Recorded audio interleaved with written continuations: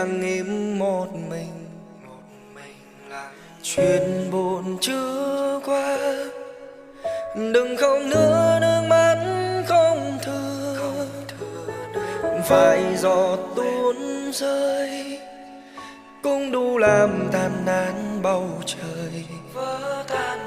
Không nói nên lời, cứ im lặng âm thầm ôm đau.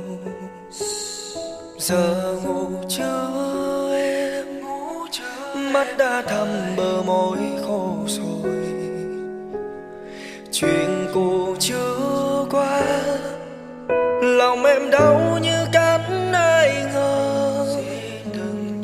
Đừng gọi tên nhau những đêm mưa bao tố như vậy.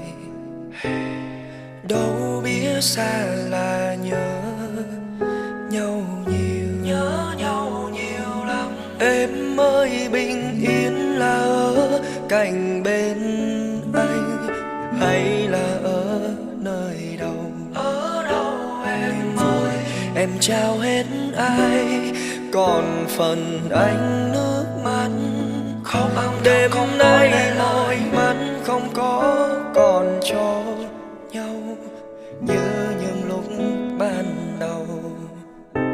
Lạnh căm còn hơn gió đông kia đang thấy ngoài trời mưa đổ bao nhiêu hạt mưa. Lòng anh không thay để bớt đau lòng. Em ơi nước mắt không nhiều, không giống như mưa ngoài kia. Anh không thể cho cơn mưa trong lòng. Em hãy ở lại, anh xin em hãy ở lại, cho anh bình yên một chút để thấy mặt trời.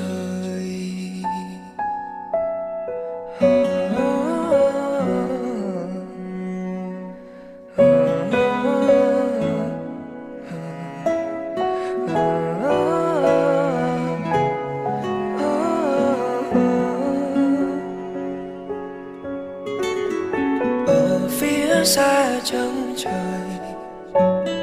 hãy nhớ anh bên đời. Đừng khóc nếu cô đơn ôm lấy mình. Giờ ngủ chưa em, mắt đã thâm bờ môi khô rồi.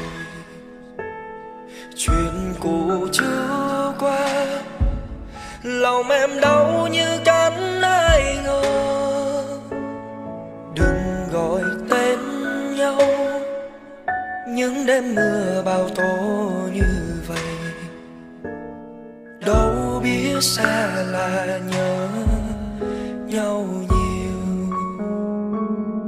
Em ơi bình yên là ở cạnh bên anh, hay là ở nơi đâu?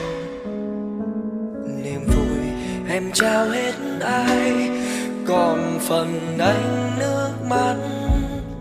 Đêm nay mỏi mắt không có còn cho nhau như những lúc ban đầu. Lạnh căm còn hơn gió đông kia đang thấy mùa.